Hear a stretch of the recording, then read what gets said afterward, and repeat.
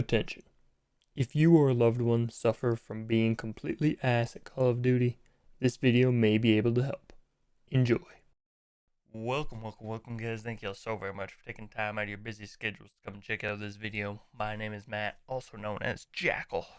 Today, ladies and gentlemen, we have the very first Call of Duty for Beginners tips and tricks video that I'm going to put out for Call of Duty Modern Warfare 3. And today, we're going to talk about the various playstyles and classes of Call of Duty Modern Warfare 3, how each of them work, and the kind of guns that you can use and expect good results playing with this playstyle.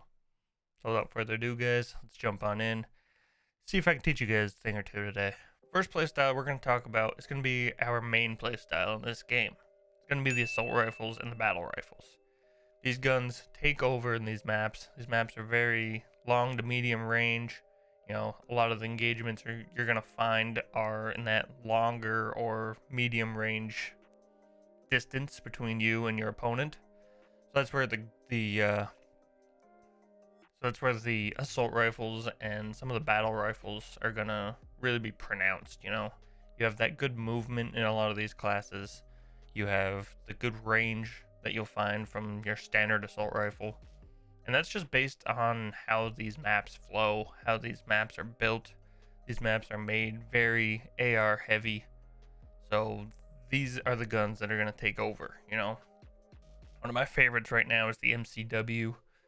It's a great all around kind of overall assault rifle, you know, best for picking up those medium range gunfights. You know, it's not great at long range, but those medium range gunfights are going to be huge with this MCW. You know, trying to hold down a hard point or capture a domination flag, being able to sit on a head glitch and just be able to mow down anybody that's trying to come to you. Another great one is the Holger. That one's got a little more range in it, in my opinion. You know, a little bit more heavily hitting. You know, the damage output's a little bit higher than the MCW as well. So a little bit slower fire rate, but that's expected. Both guns, great options for that medium to long range, trying to hold down a point. Battle rifles, I don't have a whole lot of experience with to be able to explain the same way.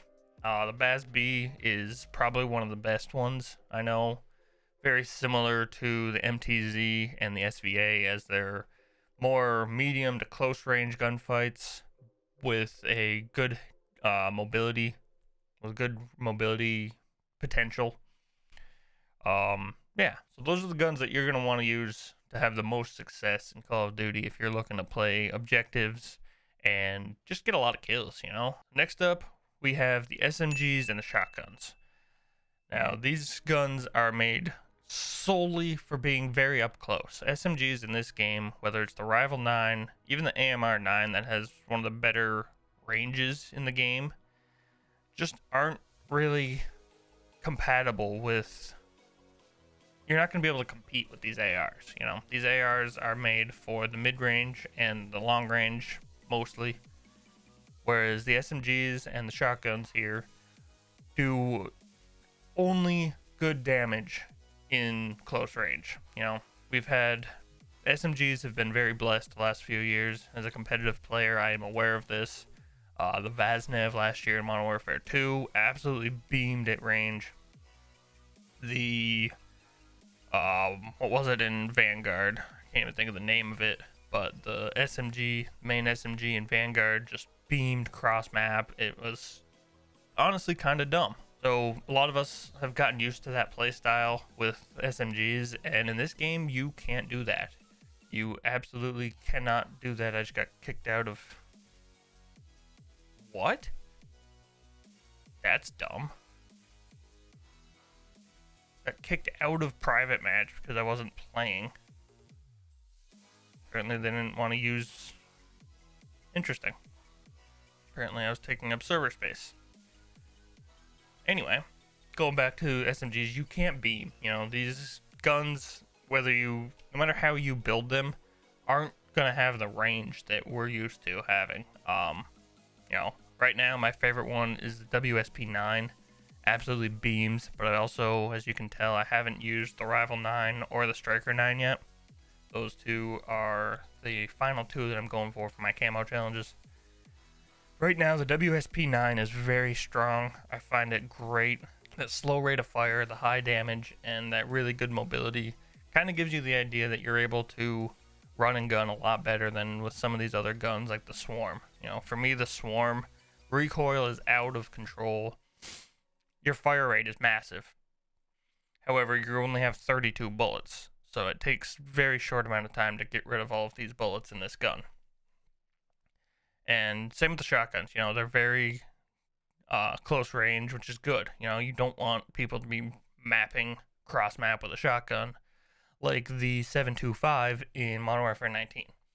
I think we can all agree that gun was stupid. So these guns were kitted out specifically as their base weapons to be very up close and personal.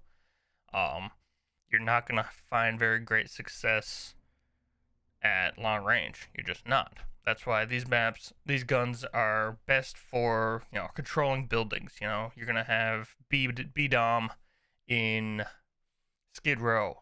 So the third and final playstyle we're going to talk about is our long range, very pre-aim heavy, very, you know, sit back and just watching your teammates flanks, watching your teammates crosses, whatever it may be. That's going to be the LMGs, the snipers, and the marksman rifles. We all know what an LMG does. You have terrible mobility. You have, you know, generally very high output, like damage output, usually accompanied by a relatively slow fire rate. You know, these guns are big, bulky, they're heavy. Of course, they're going to have low mobility. That's why you're not really able to run and gun with them without sacrificing something else in that versatility, you know, and that damage output. You're going to put a shorter barrel on it, so you have less damage, but you have more mobility. Or you're going to put, you know, a smaller magazine on it, so you have more mobility, but you're not going to be able to shoot as many bullets at once. You know what I mean? So things like that. And I mean, same with snipers. You know, everybody knows what a sniper does. Sniping has been shifted from what I grew up with on, you know, Black Ops 2, Ghosts, Black Ops 3, where they were very run and gun heavy. You know, you could run around the map and just beat the quote unquote red guns, as they called it back then, or even now. You could beat them. You know, you'd be able to quick scope. You could do all of these things and compete with these ARs. Now, even with the higher time to kills that we have in Modern Warfare 3, you're not able to do that anymore. These snipers have been brought back to what an original sniper used to be, and that is sitting back, watching a lane. You know, you're going to find them watching elevator lane on high rise. You're going to find them on Derail, Wasteland, and Estate everywhere. You know, those big giant maps that nobody likes to play unless they're going for camo challenges on the snipers. You know, they're not meant for run and gun. You probably shouldn't really be on an objective a whole lot, especially not like a B objective or even a hard point, honestly.